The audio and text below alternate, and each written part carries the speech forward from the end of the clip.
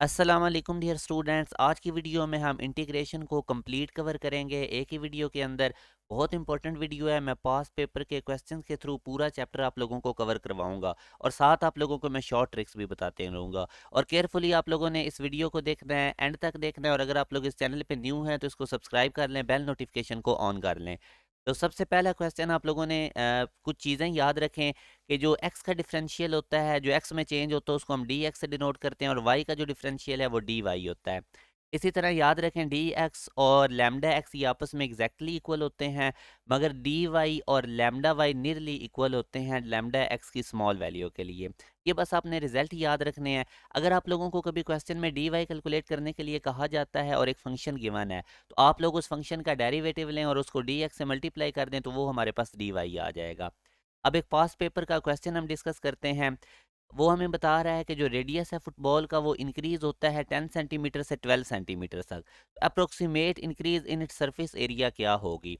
तो सबसे पहले आप लोगों को इसका, फुटबॉल बेसिकली 3D शेप होती है, तो हमें पता होना चाहिए कि इसका सरफेस एरिया होता है 4 पाई r स्क्वायर। अब याद रखें कि हमारे पास ये जो पहली वैल्यू गिवन है, अब रेडियस की बात हो रही है तो इसको हम r कहेंगे, और 10 से ये 12 सेंटीमीटर हो गया, तो डी आर मतलब इसमें चेंज कितना आया, 2 सेंटीमीटर का। 12 में से 10 को माइनस कर देंगे तो वो हमारे पास चेंज यानी डी आर रेडियस में चेंज आ गया।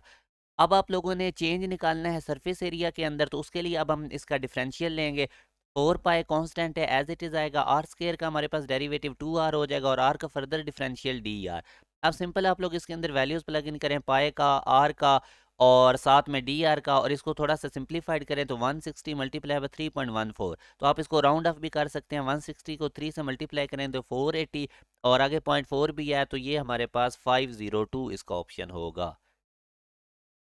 नेक्स्ट क्वेश्चन में अब हम देखते हैं कि y equal to x square minus one है, और x चेंज हो रहा है 3 टू 3.0 से 3.02, और हमने dy निकालना है। अगेन देखें, मैंने आपको dy का फार्मूला बताया था कि जो भी आपको ये फंक्शन गिवन है आप लोग इसका डेरिवेटिव ले लें।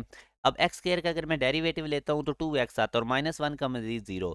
तो अब आप देख सकते हैं कि मैंने 2x इंटू डी एक्स, आप देख सकते हैं चेंज कितना हुआ था, 3.02 में से 3 को माइनस करें तो 0.02, ये डी एक्स है जो x की वैल्यू में चेंज आ रहा है। फर्स्ट वाली वैल्यू x होती है, और चेंज डी एक्स कैसे निकालते हैं, 3.02 में से 3 को माइनस कर दें तो वो डी एक्स है। अब इसकी वैल्यूज प्लग इन करें x की, तो आप लोग इसको सिंप्लीफाइड करेंगे तो हमारे पास आंसर आ जाएगा जो कि 0.12 है, और हमारे पास बीटा ऑप्शन है।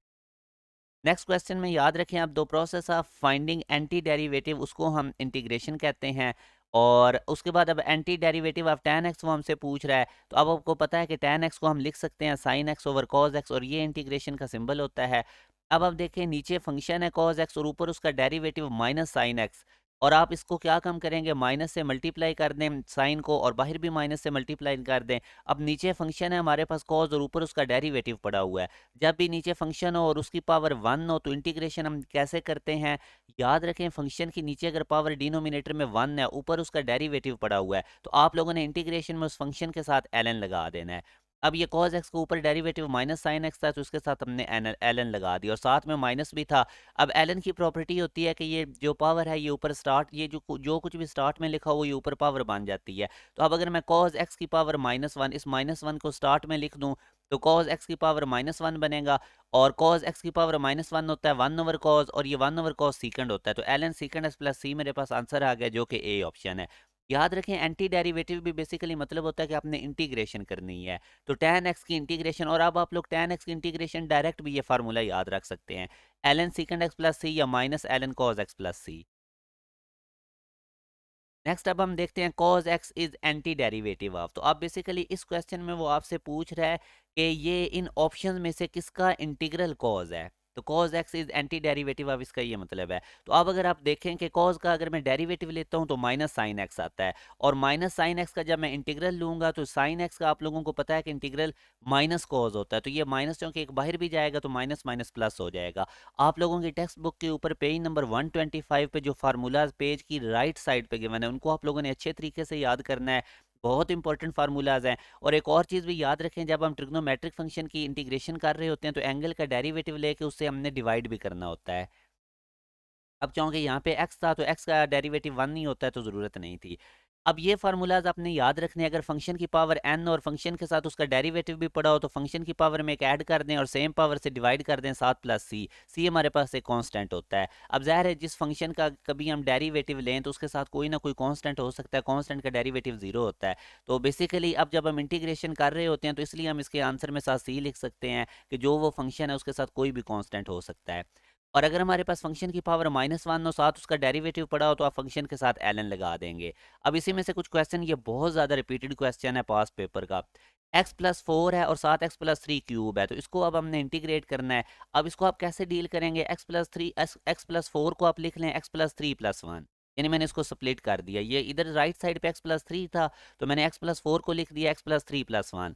अब आप इसको मल्टीप्लाई करें, x+3 को पहले मल्टीप्लाई, यानी ये जो x+3 क्यूब है, पहले आप इसको इधर लेफ्ट साइड पे x+3 से मल्टीप्लाई करेंगे तो x+3 की पावर 4 आएगी। आगे +1 है, जब ये x+3 क्यूब से मल्टीप्लाई होगा तो x+3 क्यूब बन जाएगा। अब आप ये सबसे पहले, अब आई होप कि आपको पता लग गया कि मैंने x+3 क्यूब को अंदर इन दोनों से मल्टीप्लाई किया, x+3 से भी और 1 से भी। अब आप इसकी अलग अलग इंटीग्रेशन कर दें। इधर x+3 की पावर 4 है, इसकी पावर में एक ऐड करें, सेम पावर से डिवाइड करें, प्लस x+3 की पावर क्यूब है, एक पावर में ऐड करें, सेम पावर से डिवाइड करें। आई होप कि आपको इंटीग्रेशन का पावर रूल पता होगा और एंड पे प्लस सी लिख दें जब भी इंटीग्रेशन हो जाए। अब इस क्वेश्चन को हम करते हैं, आप देख लें कि डिनोमिनेटर के अंदर से x कॉमन आ जाएगा। अब 1/x को मैं इस तरह नोमिनेटर में भी लिख सकता हूँ, इसका यही मतलब है जो चीज़ ऊपर लिखी हुई है।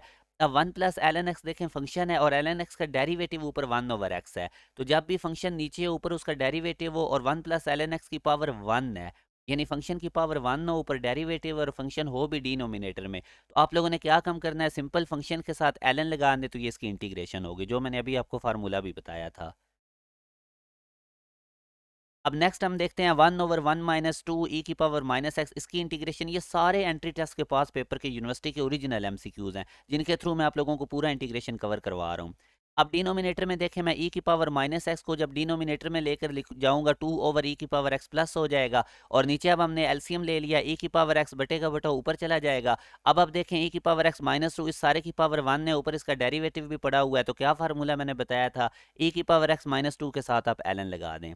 एक और क्वेश्चन हम देखते हैं, cos square over 1 plus sine x. तो जब भी इंटीग्रेशन में कॉस स्क्वायर या साइन स्क्वायर आ जाए तो आपने वो आइडेंटिटी यूज करनी है, sine square plus cos square equal to 1।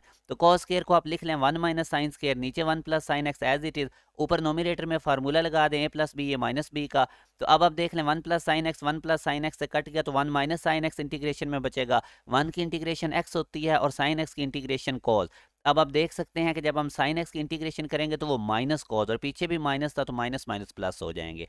याद रखें साइन एक्स का derivative cos x, cos x का डेरिवेटिव माइनस साइन एक्स, मगर जब आप साइन एक्स की इंटीग्रेशन करेंगे तो माइनस कॉस एक्स, और कॉस एक्स की जब इंटीग्रेशन करेंगे आप तो आप लोगों के पास साइन एक्स आएगा। ये फार्मूलाज कोशिश करें कंपैरिजन करके करें, डेरिवेटिव के भी और इंटीग्रेशन के भी। डेरिवेटिव का पेज नंबर 73 और 75 उधर के फार्मूलाज याद करें, और इंटीग्रेशन का पेज नंबर 125 जो टेक्स्ट बुक का है आपकी सेकंड ईयर मैथ का। अब नेक्स्ट क्वेश्चन भी बहुत ज़्यादा इंपॉर्टेंट है, 4 cos square into x plus pi by 3 minus 2। इसको अब हम कैसे सॉल्व करेंगे, चैप्टर नंबर 10 के अंदर हमने एक फार्मूला पढ़ा था 2 cos स्क्वायर थीटा माइनस 1, ये इक्वल होता है cos 2 थीटा के। अब आप देख लें, अगर मैं इस ऊपर क्वेश्चन में से 2 कॉमन निकाल लूँ तो अब इसका भी फॉर्मेट फार्मूला वाला बन गया 2 cos स्क्वायर, और ये एक्स प्लस पाई बाई 3 पूरा एंगल है, साथ माइनस 1 है। अब ये basically 2 cos square theta minus 1 है, theta x plus pi by 3 है। तो अब इस सारे की जगह मैं लिख दूंगा cos 2 थीटा। तो अभी देखिए मैंने सारे की जगह cos 2 और थीटा क्या था, एक्स प्लस पाई बाई 3। अब आप क्या कम करें, इस 2 को अंदर मल्टीप्लाई कर दें, 2x प्लस 2 पाई बाई 3 बन गया। अब आप इसकी इंटीग्रेशन ले लें, पहले मैंने ट्रिग्नोमेट्री का एक आइडेंटिटी यूज़ की इसके ऊपर, उसके बाद अब ये सिंप्लीफाइड वर्जन बन चुका है। अब आप लोग इसकी इंटीग्रेशन कर दें, ये 2 बाहर कांस्टेंट एज इट इज़ आता जाएगा। अब हमें पता है कि कॉस की इंटीग्रेशन साइन होती है, आगे एंगल एज इट इज़ लिखेंगे, फर्दर एंगल का डेरिवेटिव लेके उससे डिवाइड करना होता है इंटीग्रेशन में। ये याद रखना है आपने, ट्रिग्नोमेट्रिक फंक्शन में जब भी इंटीग्रेशन ले रहे हैं एंगल के डेरिवेटिव से डिवाइड करें। तो पहले कॉस की इंटीग्रेशन करें, sine angle as it is, आप एंगल का डेरिवेटिव लें। 2 पाई बाई 3 हमारे पास कांस्टेंट है, इसका डेरिवेटिव 0 हो जाएगा, 2x का डेरिवेटिव 2 से डिवाइड करें, 2 2 से कट जाएगा, तो हमारे पास ये आंसर आ जाए। अब ये सब्स्टिट्यूशन मेथड से इंटीग्रेशन करने के कुछ फार्मूलाज हैं, इनको आपने रिकॉल कर लेना है। ये राइट साइड पे जो लिखे हुए हैं डायरेक्ट एमसीक्यूज के भी अंदर आ जाते हैं। और अगर पहले कांस्टेंट का स्क्वायर होगा बाद में वेरिएबल का स्क्वायर, तो वेरिएबल को ए साइन थीटा से रिप्लेस करें। अगर वेरिएबल का स्क्वायर पहले है, कांस्टेंट का स्क्वायर बाद में है, तो एक्स को ए सीकंड थीटा से रिप्लेस कर दें। और अगर दरमियान में प्लस आ रहा है, कांस्टेंट का स्क्वायर प्लस वेरिएबल का स्क्वायर, तो एक्स को रिप्लेस कर दें ए tan थीटा से। तो ये फार्मूलाज आपने याद रखने हैं। अब ये बड़ी इंपॉर्टेंट कैटेगरी के क्वेश्चन है, बहुत ज़्यादा रिपीटेड है ये नस्ट के अंदर, यूटी के अंदर, फास्ट के अंदर।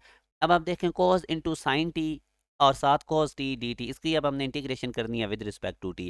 अब आप देखें cos के एंगल की जगह sin t लिखा हुआ है, मगर आप देखें कि एंगल का साथ डेरिवेटिव भी पड़ा हुआ है। साइन का डेरिवेटिव cos होता है। मैं अब आपको ना इधर से ये समझाता हूँ। ये देखें cos x स्क्वायर और एंगल x स्क्वायर का डेरिवेटिव फर्दर साथ 2x पड़ा हुआ है। तो जब ये सिचुएशन हो कि ट्रिग्नोमेट्रिक फंक्शन के एंगल का साथ डेरिवेटिव भी पड़ा हो, तो सिंपल अब आप उसकी इंटीग्रेशन कैसे करनी है। cos की हमें पता है कि साइन होती है, साथ एंगल एज इट इज़। अब हमने एंगल के डेरिवेटिव से डिवाइड नहीं करना, क्योंकि एंगल का डेरिवेटिव ऑलरेडी साथ पड़ा हुआ था। एक और एग्जांपल देखते हैं, सीकेंड स्क्वायर ए की पावर एक्स। अब आप देखें सीकेंड स्क्वायर का जो एंगल ए की पावर एक्स है, उसका फर्दर साथ ये इधर डेरिवेटिव ए की पावर एक्स पड़ा हुआ है। तो अब अगेन देखें सीकेंड स्क्वायर की इंटीग्रेशन क्या आ जाएगी, tan और साथ angle as it is a की पावर एक्स। अब इस एंगल का मजीद डेरिवेटिव लेके डिवाइड नहीं करना, क्योंकि साथ में इसका डेरिवेटिव क्वेश्चन में पड़ा हुआ था। आप ऐसे भी कर सकते हैं कि जैसे हमारे पास सीकेंड स्क्वायर है, आप क्वेश्चन किया करें कि ये जो सीकेंड स्क्वायर जो इंटीग्रेशन जिसकी हम करने जा रहे हैं, ये किसका डेरिवेटिव है। तो अब देखें tan x का डेरिवेटिव क्या होता है, सीकेंड स्क्वायर, और सीकेंड स्क्वायर की इंटीग्रेशन क्या हो जाएगी, tan। अब इसी तरह हम एक और क्वेश्चन करते हैं, sine into l n x. इसकी अब हम इंटीग्रेशन करें कैसे करेंगे, ये देखें एल एन एक्स का डेरिवेटिव क्या होता है, 1/x। साइन के एंगल में एल एन एक्स था और उसका 1/x साथ डेरिवेटिव पड़ा हुआ है। तो अगेन इसकी इंटीग्रेशन कैसे करेंगे, साइन की इंटीग्रेशन माइनस कॉज होती है और साथ l n x as it is. और आई होप कि अब आप ये पैटर्न आपको समझ आ गई है। कॉट इंटू एक्स रूट देखें अब आप लोग, अब आप देख सकते हैं कि हमारे पास ये जो कॉट है बेसिकली, कॉट के साथ अब एंगल एक्स रूट है और एक्स रूट का डेरिवेटिव होता है 1/2 एक्स रूट। तो एक्स रूट तो डिनोमिनेटर में है, 2 की कमी है, तो अब 2 से इधर डिवाइड करें और बाहर 2 से मल्टीप्लाई कर दें। अब कॉट के एंगल का साथ डेरिवेटिव भी पड़ा हुआ है, तो इसकी इंटीग्रेशन क्या हो जाएगी हमारे पास, 2 इंटू एल एन साइन। अब ये देखें ना, कॉट की इंटीग्रेशन आपको पता होनी चाहिए, तो ये 2 एज इट इज, और कॉट की इंटीग्रेशन होती है एल एन साइन और साथ हमारे पास ये X root as it is आ जाएगा, जो भी एंगल है। तो एल एन साइन इंटू जो एंगल है वो आ जाएगा। अब अगर इस क्वेश्चन में आप देखें तो एक्स कॉज एक्स है। अब ये जो कॉज का एंगल एक्स है, इसका साथ डेरिवेटिव 1 नहीं पड़ा हुआ है, एक्स पड़ा हुआ है, तो यहाँ पे ये टेक्निक नहीं अप्लाई होगी। अब आई होप कि अगर मैं इस क्वेश्चन के ऊपर आता हूँ तो ये आपको फुली क्लियर हो जाएगी कि कॉज का एंगल है साइन और साइन का फर्दर साथ डेरिवेटिव भी पड़ा हुआ है। तो अब इसकी इंटीग्रेशन में हमारे पास क्या आ जाएगा, कॉज की सिंपल इंटीग्रेशन साइन होती है और साथ एंगल एज इट इज लिख दें प्लस सी। अब इसी तरह इस क्वेश्चन को देखें, कांस्टेंट है तो उसके ऊपर पावर में एक्स स्क्वायर आ रहा है। तो अब इस एक्स स्क्वायर पावर का आप डेरिवेटिव देखें 2x होता है, मगर साथ में x पड़ा हुआ है, तो 2 से मल्टीप्लाई कर देते हैं, 2 से डिवाइड। मगर इस पैटर्न पे पहले कुछ और क्वेश्चन देखें। एक्सपोनेंशियल फंक्शन में अब e की पावर साइन थीटा है, साइन का हमें पता है कि डेरिवेटिव कॉज होता है। और अब आप देख लें कि पावर के ऊपर साइन है और उसका साथ डेरिवेटिव भी पड़ा हुआ है, तो इस केस में अब इसकी इंटीग्रेशन सिंपल e की पावर साइन थीटा साथ प्लस सी आ जाएगा। और अगर आप देखें e की power tan inverse x, tan inverse x का डेरिवेटिव होता है 1/1 प्लस एक्स स्क्वायर। तो अब e की पावर में जो कुछ भी उसका साथ डेरिवेटिव भी पड़ा हुआ है, तो इसकी इंटीग्रेशन में क्या आ जाएगा, e की power tan inverse X plus C. इसी तरह अब इस क्वेश्चन को अब हम करते हैं कि a की पावर एक्स स्क्वायर था, पावर के ऊपर था एक्स स्क्वायर, साथ उसका डेरिवेटिव देखें 2x, तो 2 से मल्टीप्लाई कर दें, 2 से डिवाइड कर दें, तो ये बाहर डिवाइड वाला 2 है। अब देखें a की पावर एक्स स्क्वायर, अब इसकी इंटीग्रेशन हम कैसे करेंगे, साथ क्योंकि पावर का डेरिवेटिव भी पड़ा हुआ है, तो a की power x square as it is, और ये जो भी बेस में कांस्टेंट होगा उसके साथ ln लगा के उससे डिवाइड कर दें, साथ प्लस सी, और ये 1/2। तो ये याद रखें, जब भी कांस्टेंट के ऊपर वेरिएबल आ जाता है हमारे पास, उसकी इंटीग्रेशन में कैसे करते हैं, वो कांस्टेंट के ऊपर जो वेरिएबल पावर में है वो एज इट इज, और उस कांस्टेंट के साथ ln लगा के नीचे उससे डिवाइड कर देना है। तो अब आप एक और चीज़ भी देखें कि ये ln ए के स्टार्ट में 2 लिखा हुआ है, ln के थर्ड ला यूज़ करते हुए ये मैं इसकी पावर बना दूंगा ए की। तो ये इंपॉर्टेंट क्वेश्चन है बहुत ज़्यादा। एक और क्वेश्चन देखें, ए की power ln x over x। अब पावर में देखें ln x है, साथ उसका डेरिवेटिव 1/x भी पड़ा हुआ है। तो अब आप देखें इसकी इंटीग्रेशन क्या हो जाएगी, सिंपल e की power ln x plus c. I hope कि आप लोगों को ये पॉइंट समझ आ रहे हैं। याद रखें ln और e एक दूसरे का इन्वर्स फंक्शन होते हैं और ये एक दूसरे से कट आउट हो जाएंगे, तो सिंपल x बचेगा साथ प्लस सी। अब हम एक और क्वेश्चन देखते हैं, e की पावर x और साथ में x स्क्वायर है। तो इस तरह जब भी अलजेब्रिक फंक्शन के साथ एक्सपोनेंशियल फंक्शन आ जाए या अलजेब्रिक फंक्शन के साथ ट्रिग्नोमेट्रिक फंक्शन आ जाए, तो उसका शॉर्टकट मैं अब आपको बताने लगा हूँ सॉल्व करने का, ताकि बाई पार्ट से आप लोग बच जाएं। जो पहला फंक्शन है जैसे ये एक्स स्क्वायर है अलजेब्रिक फंक्शन, इसके सीक्वेंस से डेरिवेटिव लिखते जाएं। पहले एक्स स्क्वायर लिखें, फिर इसका डेरिवेटिव 2x, फिर इसका डेरिवेटिव 2, फिर फर्दर इसका डेरिवेटिव 0। अब ये जो दूसरा फंक्शन e की पावर x है, इसकी इंटीग्रेशन करके लिखते जाएं। पहले e की पावर x लिखें, फिर इसका इंटीग्रेशन e की पावर x ही होगी, फिर इंटीग्रेशन e की पावर x, फिर इंटीग्रेशन e की पावर x। तो इसके बाद आप लोगों ने इस तरह से इनको क्रॉस मल्टीप्लाई करते जाना है। अब सीक्वेंस से ऊपर इनके साइन लिखें, पहले प्लस फिर माइनस फिर प्लस। अब इसी पैटर्न पे इनको मल्टीप्लाई कर दें, एक्स स्क्वायर को ई की पावर एक्स से, और फिर इस 2x को ई की पावर एक्स से मल्टीप्लाई करें मगर साथ में माइनस, और इस 2 को भी ई की पावर एक्स से मल्टीप्लाई कर दें साथ में प्लस। तो ये अब इसका आंसर आ गया। मैंने सिर्फ समझाने में स्टेप बाय स्टेप आपको समझाया है, तो थोड़ा टाइम लगा, आप खुद इसकी प्रैक्टिस करें, आप बहुत जल्दी कर जाएंगे। एक और पास पेपर का क्वेश्चन करते हैं, एक्स स्क्वायर कॉस 2x। अब इसको हम कैसे इंटीग्रेट करेंगे, तो आप लोग उसी तरह देखें। अब अलजेब्रिक फंक्शन ऐसा ट्रिग्नोमेट्रिक है, वो ट्रिक लगाएं। पहला अलजेब्रिक फंक्शन पकड़ें, पहले इसको एज इट इज लिखें, अब इसके डेरिवेटिव लिखें। एक्स स्क्वायर का डेरिवेटिव 2x, 2x का फर्दर 2 और 2 का मजीद 0। अब ये जो cos 2x है, इसको आप लोग इंटीग्रेट करके लिखना शुरू कर दें। पहले cos 2x लिखें, cos की इंटीग्रेशन sin 2x होती है, एंगल के डेरिवेटिव से डिवाइड कर दें। फिर फर्दर देखें, sin 2x की इंटीग्रेशन माइनस cos 2x होती है, नीचे 2 एक ऑलरेडी था, एंगल के डेरिवेटिव से जब डिवाइड करेंगे तो नीचे 4 हो जाएगा। माइनस कॉस 2x की इंटीग्रेशन माइनस साइन 2x, और क्योंकि कॉस की साइन होती है, ये माइनस पहले ही था, और एंगल का मजीद डेरिवेटिव लें, 2x का डेरिवेटिव 2 डिवाइड करेंगे तो 8। अब इसके बाद उसी तरह इस तरह क्रॉस मल्टीप्लाई करें और साइन लिखें, प्लस माइनस प्लस। अब इनको आप लोग इकट्ठा करके मल्टीप्लाई करके लिख दें, तो ये आंसर आ गया। इंपॉर्टेंट क्वेश्चन है, इसकी फर्दर आप लोगों ने बुक से प्रैक्टिस करनी है इस ट्रिक।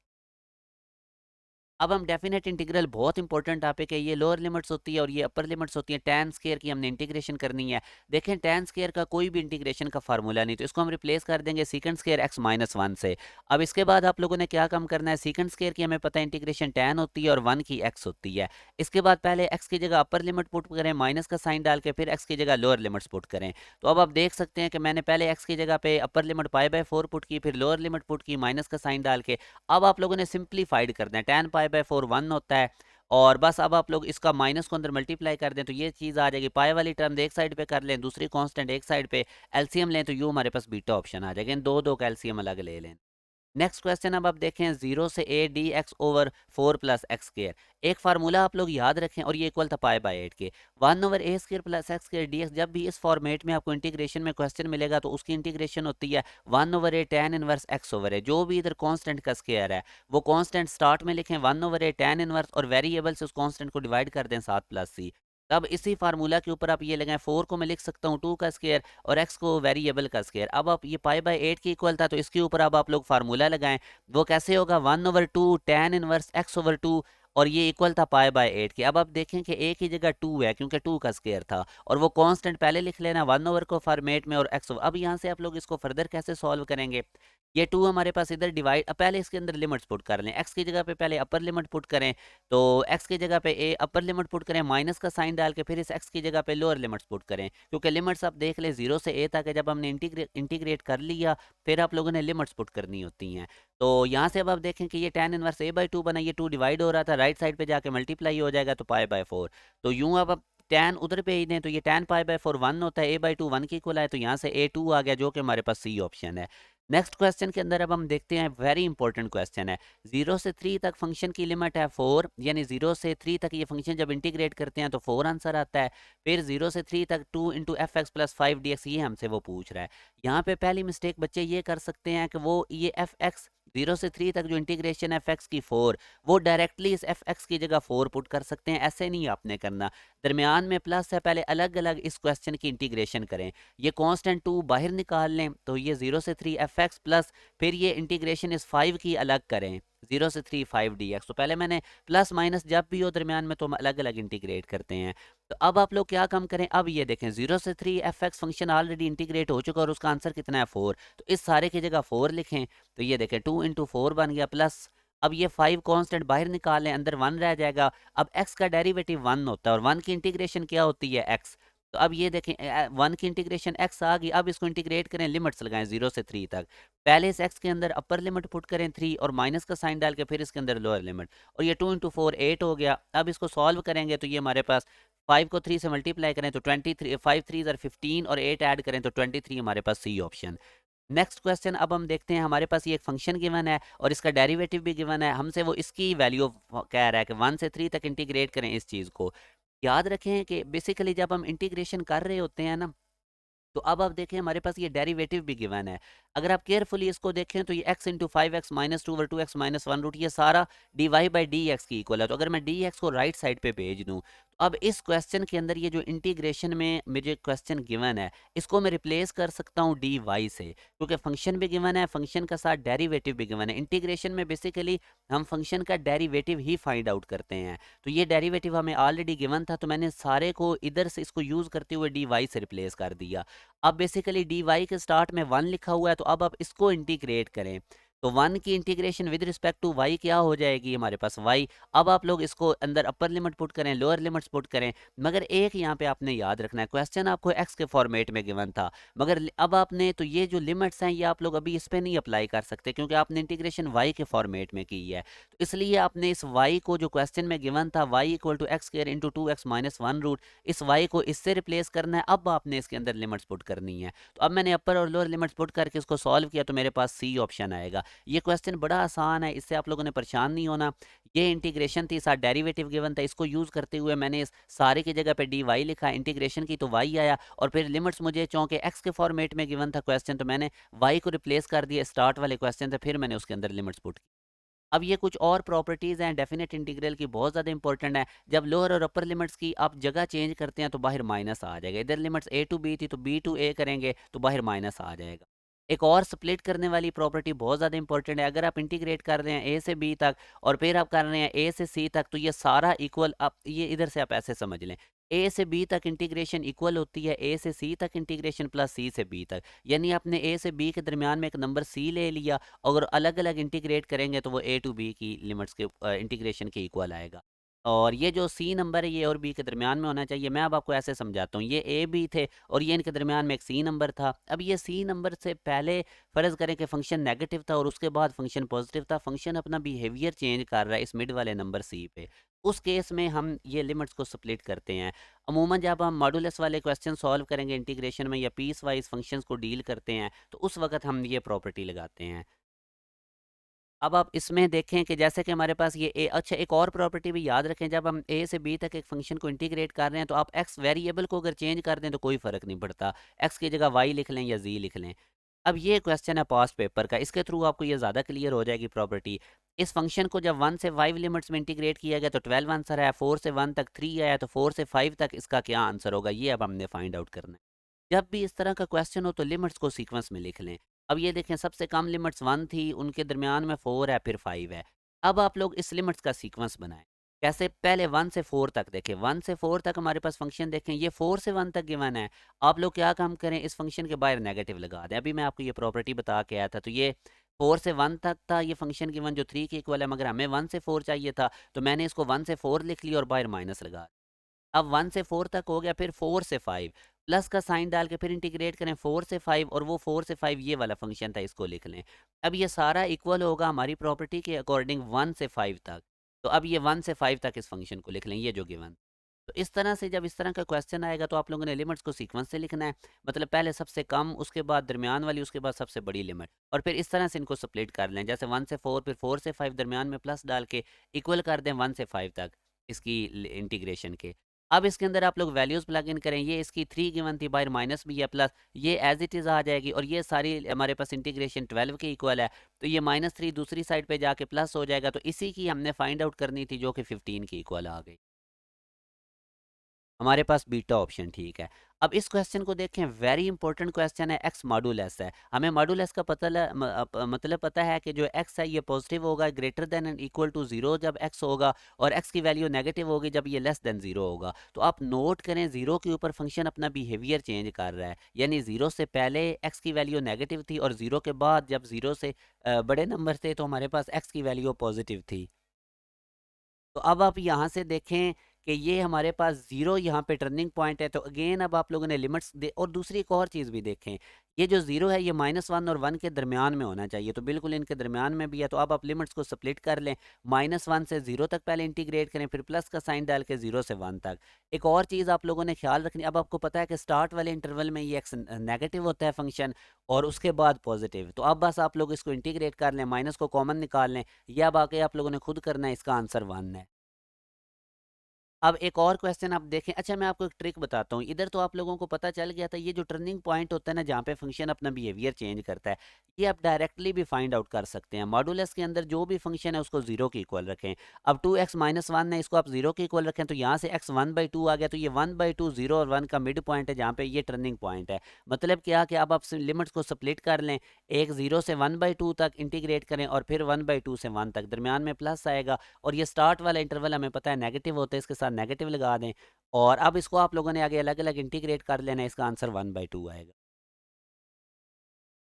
अब एक और प्रॉपर्टी याद रखें, अगर आप लोगों के पास इस तरह से अपोजिट लिमिट्स हों, यानी लोअर लिमिट माइनस है, अपर लिमिट प्लस ए है, तो आपने देखना है कि हमारा फंक्शन ऑड या इवन तो नहीं। अगर तो ऑड फंक्शन होगा तो डायरेक्टली उसका आंसर जीरो कर दें।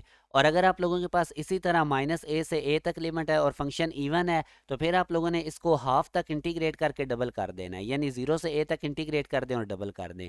जैसे एक पास पेपर का क्वेश्चन देखते हैं, -π/2 π/9 से π/9 तक हमने tan इनवर्स x को इंटीग्रेट करना है। तो अगेन अब देखें, आप लोग ये देखें अपर और लोअर लिमिट्स बिल्कुल सेम है और अपोजिट साइन है, तो इसका मतलब इवन ऑड चेक करेंगे। अब आप tan में देखो, अगर tan इनवर्स x में x को -x से रिप्लेस करें तो ये -fx की इक्वल आएगा, मतलब कि ये ऑड फंक्शन है। तो ऑड फंक्शन का मैंने आपको बताया था, इस प्रॉपर्टी के अकॉर्डिंग स्ट्रेट वे इसका आंसर जीरो कर दें। एक और क्वेश्चन देखते हैं कि एक और बड़ी इंपॉर्टेंट प्रॉपर्टी, अगर हमारे पास लोअर और अपर लिमिट्स बिल्कुल सेम होंगी तो हमारे पास इंटीग्रेशन जीरो के इक्वल आ जाए। और इस क्वेश्चन के अब आप देखें कि हमारे पास लोअर और अपर लिमिट सेम है, तो इसकी इंटीग्रेशन में स्ट्रेट वे आंसर जीरो कर देना है। अब ये वाला बड़ा इंपॉर्टेंट क्वेश्चन है, इसमें आप देखें लोअर लिमिट्स ए है, अपर लिमिट्स बी है हमारे पास। और अब आप देखें कि एक्स के अंदर एक सी नंबर ऐड हो रहा है, जो कुछ भी एक्स के अंदर ऐड होगा वो लोअर और अपर लिमिट्स में से माइनस कर देना है। या आप ऐसे भी कह सकते हैं कि अगर एक्स के अंदर कोई नंबर माइनस हो रहा है तो उसको लोअर और अपर लिमिट्स के अंदर प्लस कर देना है। अब इसी प्रॉपर्टी में से एक बड़ा इंपॉर्टेंट क्वेश्चन जो रिपीटेड क्वेश्चन है मैं आपसे डिस्कस कर रहा हूँ, एक्स क्यूब ये हमने इंटीग्रेट करना है 3 to 6 तक, ये इसकी लिमिट्स है 3 to 6 तक, इसको इंटीग्रेट करना और ये इक्वल इसके है। अब आप देखें एक्स के अंदर -2 हो रहा है, तो अगर मैं इस एक्स क्यूब को लिखूं तो इसके अंदर चूंकि -2 हो रहा है तो इसकी लोअर लिमिट्स के अंदर +2 हो जाएगा और अपर लिमिट्स में भी +2 हो।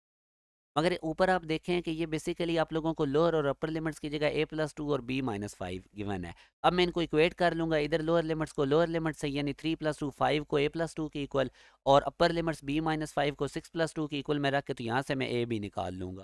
तो ये एक इंपॉर्टेंट क्वेश्चन था, इसको आप लोगों ने केयरफुली देखना है।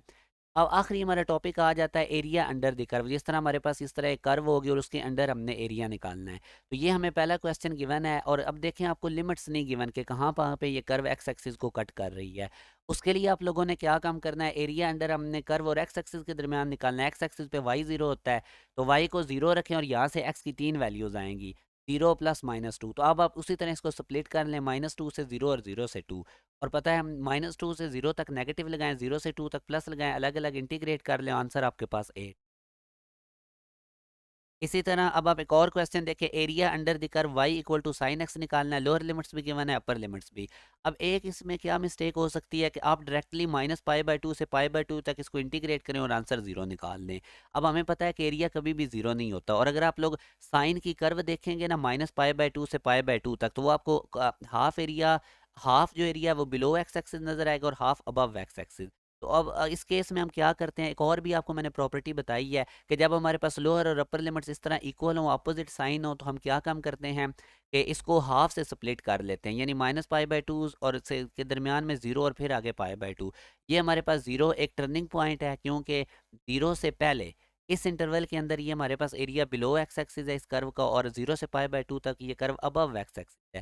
फंक्शन अपना जीरो पे बिहेवियर चेंज कर रहा है, और दूसरा ये भी कि ये फंक्शन इवन है। आप इसको 0 से π/2 यानी कि इसको हाफ हिस्से को इंटीग्रेट करें और 2 से मल्टीप्लाई कर दें, तो दोनों पोर्शन का एरिया आ जाएगा, अबव एक्स एक्सिस वाला भी बिलो एक्स एक्सिस वाला भी। तो ये एक इंपॉर्टेंट क्वेश्चन है, इसको आप लोगों ने केयरफुली देखना है, इसको सॉल्व करना है, 2 आंसर आएगा। अच्छा, उसके बाद अब ये लास्ट क्वेश्चन है और बहुत ज़्यादा इंपॉर्टेंट है।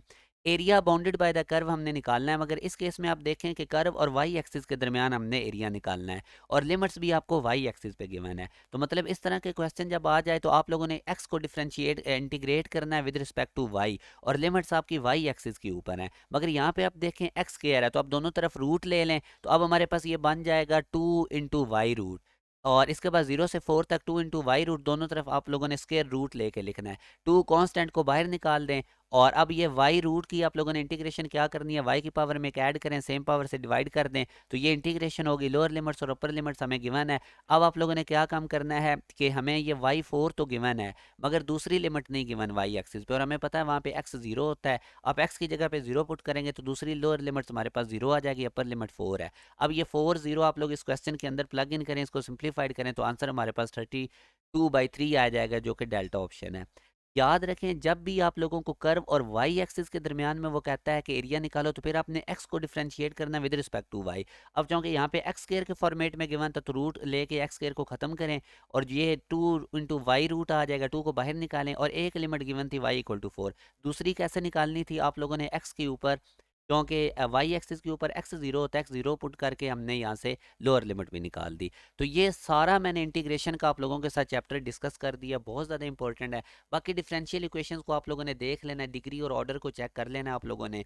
अगर वो मुझे टाइम मिला तो वो भी मैं आप लोगों को बता दूंगा। बाकी ये सारा चैप्टर पास पेपर के क्वेश्चंस के थ्रू मैंने आप लोगों के साथ डिस्कस कर दिया है। इसको आप लोग अपने दोस्तों के साथ भी शेयर करें, ताकि जो बच्चे अकेडमीज़ वगैरह में नहीं जा सकते उन तक भी ये लेक्चर पहुँच जाए और मैक्सिमम बच्चों का भला हो सके। चैनल को आप लोग ज़रूर सब्सक्राइब कर लें, बेल नोटिफिकेशन ऑन कर लें, और मैक्सिमम आप अपने दोस्तों के साथ भी ये शेयर किया करें, ताकि जो नीडी बच्चे हैं, जिनके लिए मैं काफ़ी एफर्ट कर रहा हूँ, जो अकेडमीज़ वगैरह भी अफोर्ड नहीं कर सकते, उन तक ये चीज़ पहुंचे। अपना ख्याल रखिएगा। अल्लाह।